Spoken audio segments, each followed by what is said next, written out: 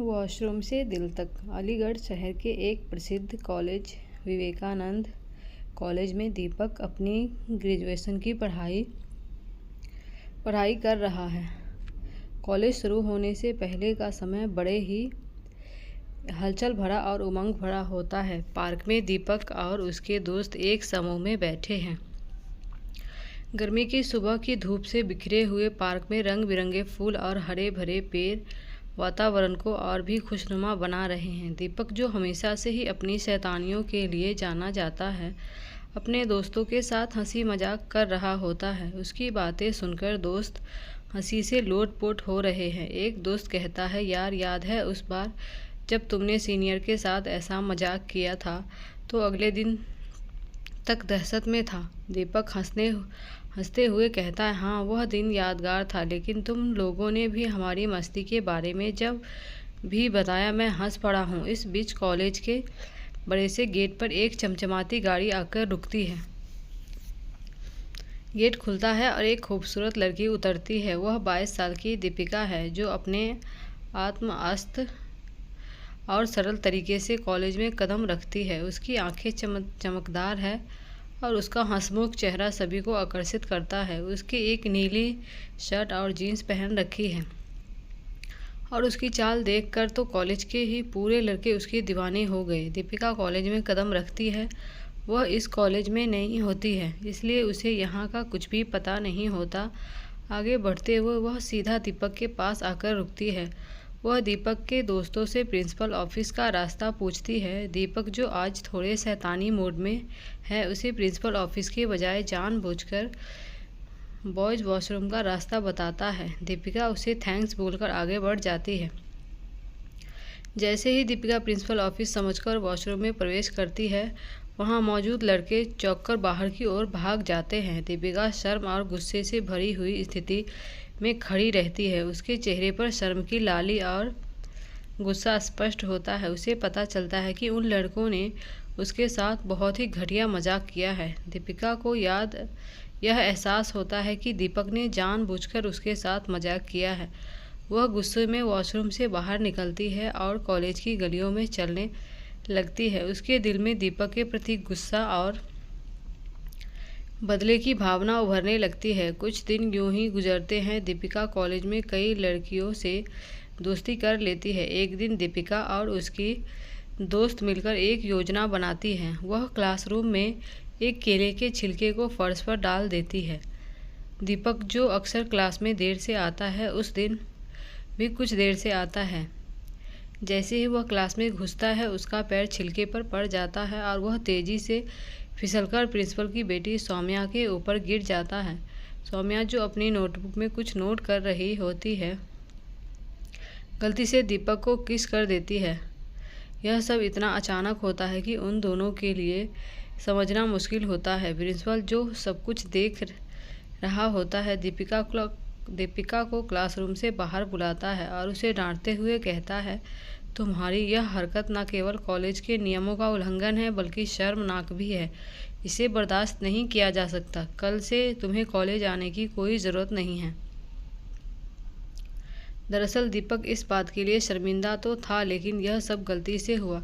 इस बात को समझने में वह पूरी तरह नाकामयाब था। अगले दिन दीपक के माता पिता कॉलेज आते हैं और प्रिंसिपल से दीपक की गलती के लिए माफ़ी मांगते हैं। वे प्रिंसिपल को बताते हैं कि दीपक एक अच्छा लड़का है और यह सब गलती थी, उसे माफ़ कर दीजिए। प्रिंसिपल दीपक के माता पिता की गुहार को सुनकर उसे एक चेतावनी देकर छोड़ देता है। दीपक को यह एहसास होता है कि दीपिका ने जानबूझकर उसके साथ ऐसा किया। अब वह ठान लेता है कि अब वह उसे अच्छा सबक सिखाकर रहेगा। दोनों के बीच में खटपट और अनबन जारी रहती है। एक दिन जब टीचर क्लास में नोट्स चेक कर रहे होते हैं, दीपिका को पता चलता है कि उसके नोट्स घर पर छूट गए हैं। जब दीपक की नज़र दीपिका के चेहरे पर पड़ती है तो वह समझ जाता है कि शायद दीपिका ने अपने नोट्स कंप्लीट नहीं किए। बिना किसी को बताए दीपक अपने नोट्स दीपिका को बैग में रख देता है। खुद दीपिका को भी इसके बारे में पता नहीं होता, लेकिन जब अध्यापक दीपिका के पास आते हैं और नोट्स चेक करने लगते हैं तो दीपिका घबराई हुई होती है। टीचर नोट्स चेक करने के बाद आगे बढ़ जाते हैं। उस वक्त दीपिका की जान में जान आती है, लेकिन प्रिंसिपल दीपक को सज़ा देते हैं और उसे बुरा भला भी कहते हैं। जब दीपिका उस नोटबुक का पहला पेज खोलती है तो उस पर दीपक का नाम होता है। बस वह समझ जाती है और बदले में उसे थैंक्स कहती है। अगले हफ्ते दीपक का बर्थडे होता है। वह अपनी क्लास के सभी दोस्तों को पार्टी के लिए आमंत्रित करता है। क्लास में रेंजल नाम की लड़की, जो दीपिका की बेस्ट फ्रेंड होती है, दीपक उसे भी अपनी बर्थडे पार्टी में आने के लिए कहता है और साथ ही दीपिका से भी कहने को कहता है। बर्थडे वाले दिन दीपक के सभी दोस्त उसकी बर्थडे पार्टी को ज्वाइन करते हैं। दीपक के माता पिता स्टेज पर जाकर छोटा सा अनाउंसमेंट करते हैं और दीपक को उसके बर्थडे की ढेरों शुभकामनाएं देते हैं। दीपक की बर्थडे पार्टी शुरू होने ही वाली होती है, तभी वहां रेंजल और दीपिका भी आ जाती है। रेंजल आते ही सीधा दीपक को बधाई देती है। दीपिका अभी भी पार्टी के बीचों बीच अकेली खड़ी होती है। जब दीपक की नज़र दीपिका पर जाती है तो वह उसे देखता ही रह जाता है। आज दीपिका सच में बहुत ही ज़्यादा खूबसूरत लग रही थी। उसने पिंक कलर की फ्रॉक पहनी हुई है, जिसमें वो बिल्कुल किसी अप्सरा की तरह लग रही है। आज उसका सौंदर्य कॉलेज के पहले दिन से भी ज़्यादा था। बर्थडे पार्टी में दीपिका का अपना आना दीपक को काफ़ी अच्छा लगता है। दीपक उसे आवाज़ देता है। दीपिका उसके पास जाती है, दीपक को अपने माता पिता से मिलवाता है। पार्टी शुरू होती है और सभी खूब एंजॉय करते हैं। कुछ समय बाद रेंजल और दीपिका दीपक से घर जाने के लिए बोलती है। दीपक उन्हें अपनी कार से उन्हें घर ड्रॉप करता है। कॉलेज का अगला दिन कुछ अलग सा होता है, जब अब कॉलेज के लड़कों और लड़कियों का ग्रुप पूरा एक हो चुका होता है और खूब मस्ती कर रहा होता है। दीपक और दीपिका भी यह देखकर खुश होते हैं। उन दोनों के बीच भी काफ़ी अच्छी दोस्ती हो जाती है। समय गुजरने लगता है। वे साथ में फिल्में देखने, शॉपिंग पर जाने और एक दूसरे के साथ समय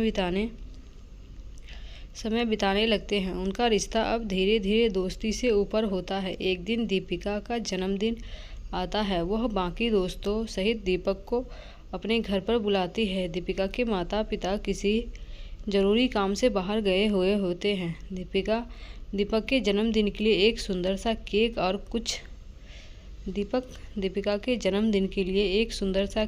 कुछ तोहफा खरीद लेता है। यह तोहफा दीपिका को पूरी तरह चौंका कर रख देने वाला था।